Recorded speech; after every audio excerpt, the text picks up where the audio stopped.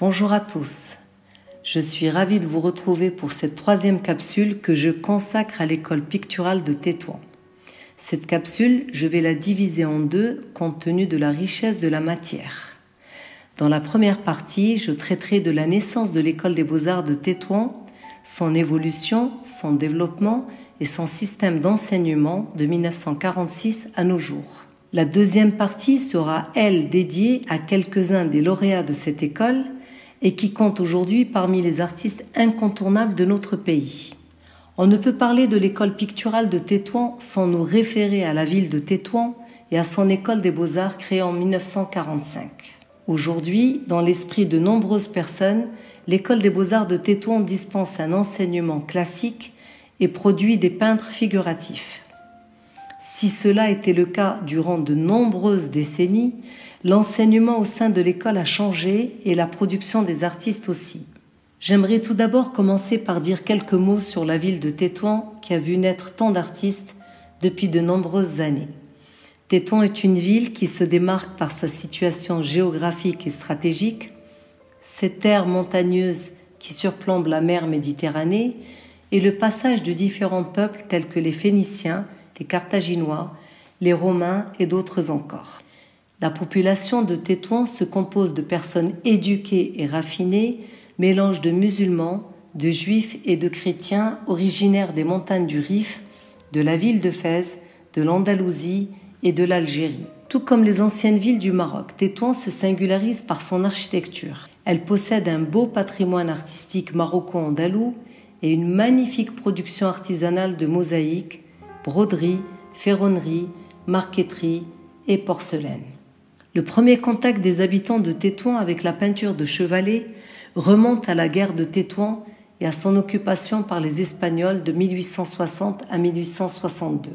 Dès 1860, la députation de Barcelone envoie au Maroc le grand peintre espagnol Maria Fortuny pour qu'il réalise une toile sur la bataille de Tétouan. Il revient 2 autres fois sur place pour achever cette commande et réalise plusieurs autres toiles de la splendide ville de Tétouan qu'il présente aux Espagnols. Fortuny devient de ce fait le précurseur d'une école d'artistes espagnols orientalistes. Ces toiles font connaître Tétouan aux Espagnols. L'œuvre monumentale, la bataille de Tétouan, qui fait 3 mètres de hauteur sur près de 10 mètres de largeur, est actuellement accrochée au Musée national d'art catalan de Barcelone. Cette toile inspire un siècle plus tard Salvador Dalí, qui rend hommage à Maria Fortuny dans sa toile homonyme, La bataille de Tétouan, peinte en 1962. À partir de 1913, le nord du Maroc est sous protectorat espagnol. Beaucoup d'artistes peintres espagnols s'installent à ce moment-là à Tétouan et puisent leur source d'inspiration dans la culture et l'architecture de cette magnifique ville. Leur production est proche du réalisme, de l'impressionnisme et du fauvisme. Admiratif du Maroc et de son patrimoine, l'artiste Mariano Bertucci visite Tanger en 1889 et retourne à maintes reprises au nord du Maroc. J'aimerais vous raconter une petite anecdote le concernant. Lors de son séjour à Tanger en 1902, Bertucci a 14 ans et réalise le portrait d'un médecin espagnol qui était l'ami de son père. Un jour, l'écrivain bien connu Mohamed Choukri, passant devant la boutique d'un antiquaire de Tanger et intrigué par un tableau exposé en vitrine et signé Bertucci. Il l'acquiert pour une somme modique, le fait authentifier en espérant pouvoir le revendre un jour à son juste prix. Revenons donc à Bertucci qui s'installe définitivement à Tétouan en 1928. Il est alors nommé inspecteur du patrimoine artistique et des monuments historiques. De formation classique et influencé par les peintres impressionnistes et post-impressionnistes, Bertucci peint énormément dans les rues de Tétouan et grâce à lui, les habitants de cette ville se familiarisent avec la peinture de chevalet. En 1930, Bertucci est nommé directeur des écoles des métiers et des arts de Tétouan, de Tarzout et de l'école de tapis de Chefchaouen. Il propose la même année à Madrid, à un congrès hispano-marocain, la création de l'école des beaux-arts de Tétouan. Mais les autorités espagnoles jugent qu'il est encore trop tôt pour enseigner l'image dans un pays musulman où toute représentation humaine et animale serait interdite. En 1945, Bertucci revient à la charge et réitère au gouvernement espagnol sa demande de créer l'école préparatoire des beaux-arts de Tétouan. Il obtient enfin l'accord et le 27 novembre 1946, un daïr fonde officiellement cette école préparatoire des beaux-arts de Tétouan, lui fixant comme objectif la préparation des élèves à passer leur examen d'entrée aux écoles des beaux-arts de Séville et de Madrid. Mariano Bertucci en est le directeur. Avant de parler de l'enseignement et des programmes de cette institution, il est important de connaître les 3 différents statuts par lesquels est passée l'école des beaux-arts de Tétouan. Au départ, de 1945 à 1956, nous avons l'école préparatoire des beaux-arts de Tétouan. De 1957 à 1993, elle devient l'école nationale des beaux-arts de Tétouan. 1993 à aujourd'hui, l'école se transforme en une institution universitaire supérieure. Le diplôme est accordé au bout de 4 ans d'études après le baccalauréat. Elle devient l'Institut national des beaux-arts. À sa création, en 1945-46, l'école est réservée aux étudiants espagnols et juifs marocains. Les Marocains musulmans l'intègrent à la fin des années 40 seulement. Jusqu'en 1956, l'enseignement est purement académique et s'appuie sur l'apprentissage de la technique. Les étudiants doivent maîtriser à la perfection le dessin et la peinture. On y enseignait 4 matières: la peinture, la nature morte et le portrait, le dessin académique qui s'appuyait sur le dessin des statues grecques, le modelage, sculpture à base d'argile, et enfin l'histoire de l'art antique et moderne, mais pas le contemporain.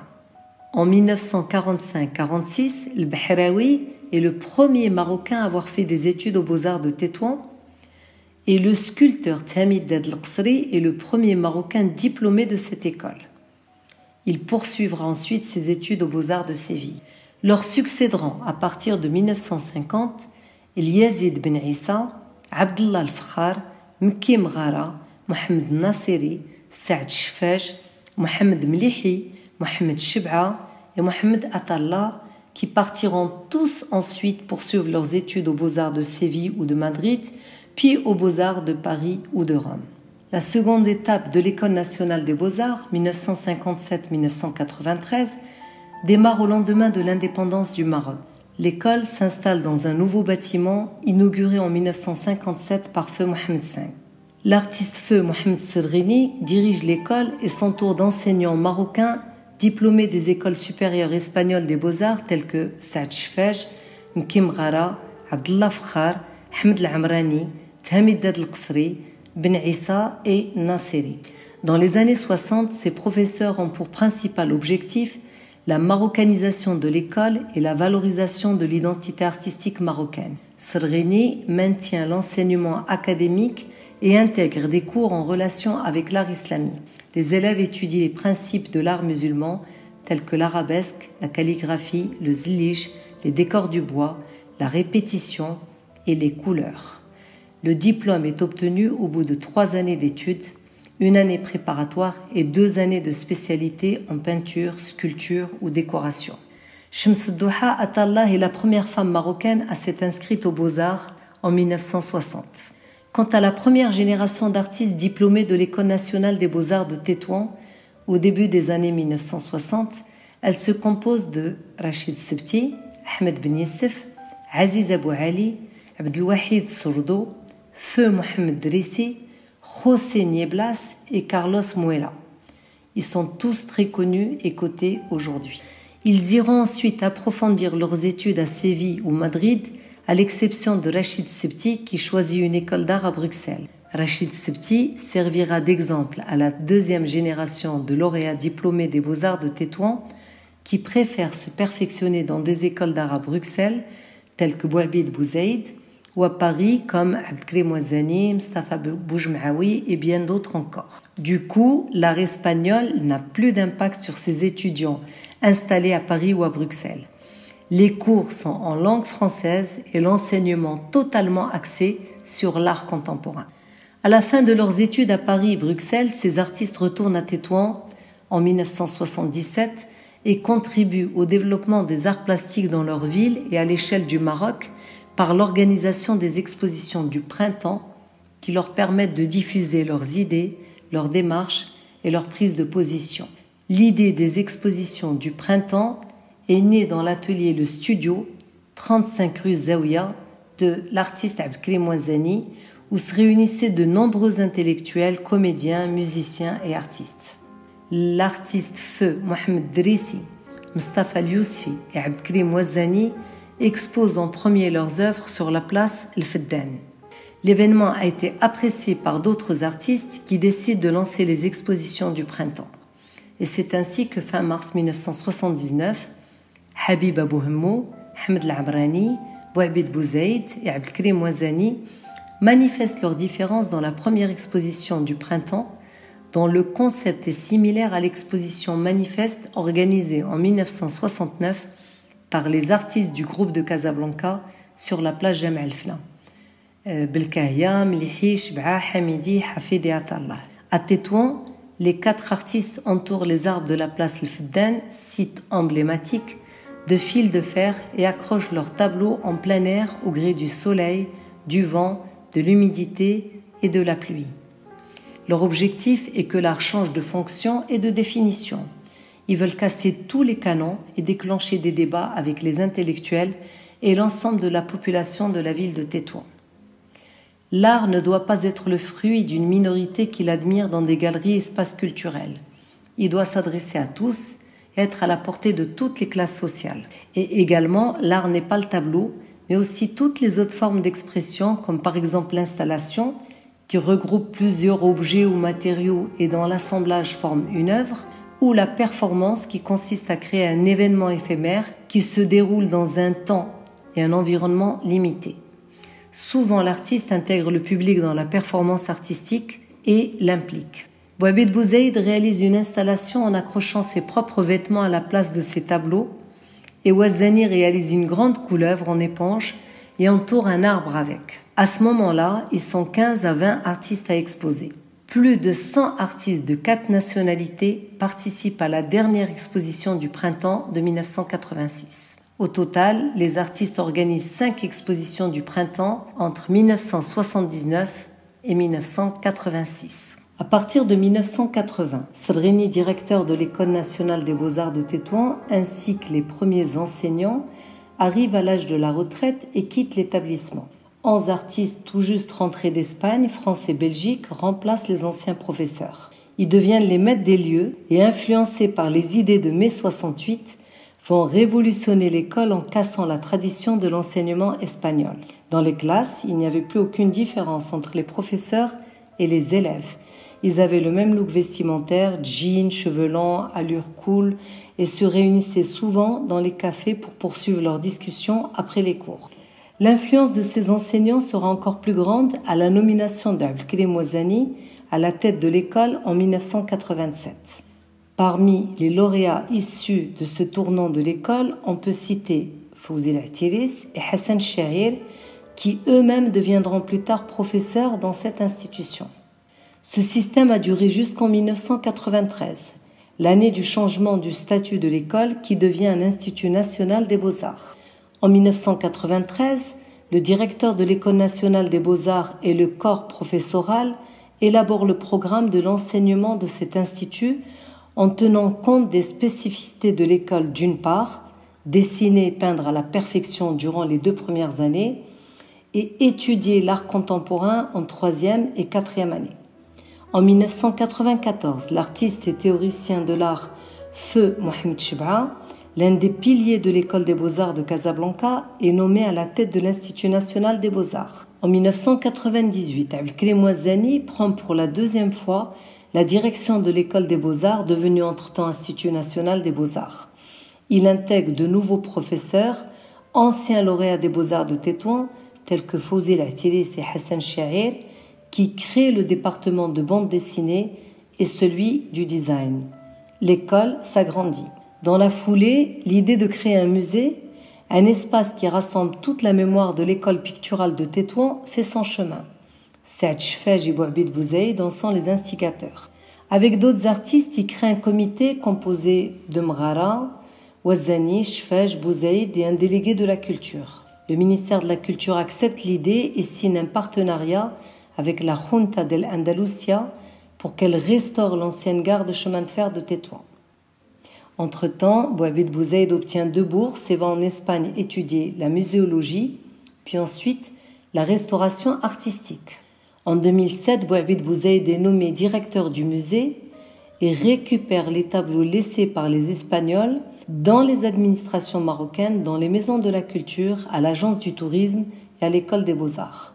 Il les restaure, les encadre, les documente et les accroche dans 4 salles différentes, suivant une chronologie historique. L'inauguration du musée intervient enfin en 2013. Il porte le nom de Centre d'art moderne de Tétouan. On y trouve 4 salles, réparties comme suit. Les fondateurs de l'école picturale de Tétouan, avec des œuvres de Bertucci, 1913-1956. Ensuite, dans la deuxième salle, les pionniers marocains, 1956-1979. Le troisième espace est réservé à l'ouverture artistique et les expositions du printemps, 1979-1993. Et enfin, la quatrième salle est réservée aux nouvelles tendances, 1993 à nos jours. En 2014, Abdelkrim Ouazzani part à la retraite et il est remplacé par Mehdi Zouak, qui embauche de nouveaux enseignants et vacataires d'excellent niveau, intègre l'Institut national des beaux-arts dans la réforme universitaire et le système LMD, licence, master, doctorat, signe de nombreux partenariats avec de prestigieuses institutions, comme par exemple le musée Reina Sofia de Madrid, des universités et des écoles d'art dans différents pays comme la France, la Belgique, signe un partenariat au Maroc avec Jacob de Lafont, Tangemed. Les étudiants ont recyclé la ferraille et ont réalisé un parc de sculptures au niveau de l'administration et du port de Tanger, et de nombreuses autres institutions. L'enseignement au sein de l'école est passé d'un atelier à un véritable laboratoire de recherche. Les étudiants sont encadrés, ils peuvent faire également des échanges dans le cadre d'Erasmus. Une fois leur diplôme en poche, ils trouvent tous un emploi et sont en plus accompagnés par l'Institut national des beaux-arts pour participer à des expositions dans des galeries et divers espaces d'art. De plus, le Centre d'art moderne de Tétouan, qui permet aux visiteurs de prendre connaissance de l'évolution des productions artistiques de 1946 à nos jours, est rattaché à l'Institut national des beaux-arts et donc à son directeur Mehdi Zouak. Une extension y a été rajoutée pour accueillir les expositions temporaires. J'ai personnellement eu le grand plaisir de découvrir l'été dernier la riche collection du Centre d'art moderne de Tétouan et visiter l'exceptionnelle exposition temporaire de l'artiste Abdelkrim Ouazzani. En guise de conclusion, je dirais que l'évolution de la conscience visuelle au nord du Maroc est directement ou indirectement liée à l'Institut des beaux-arts de Tétouan depuis sa création à aujourd'hui. Les différentes générations de diplômés sont toutes influencées par ces enseignants, leur vision, leurs méthodes, leurs programmes qui ont toujours été en phase avec la production nationale et internationale.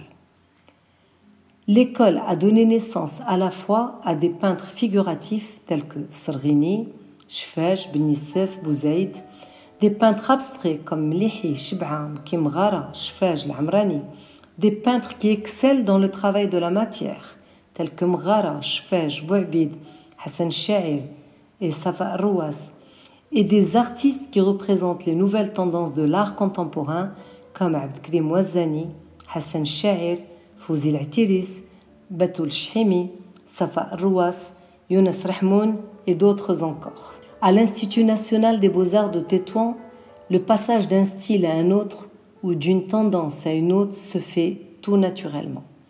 Aujourd'hui, l'Institut est très présent au niveau des tendances artistiques actuelles et comme dirait l'un de ses anciens élèves, devenu ensuite professeur, l'Institut est toujours à jour.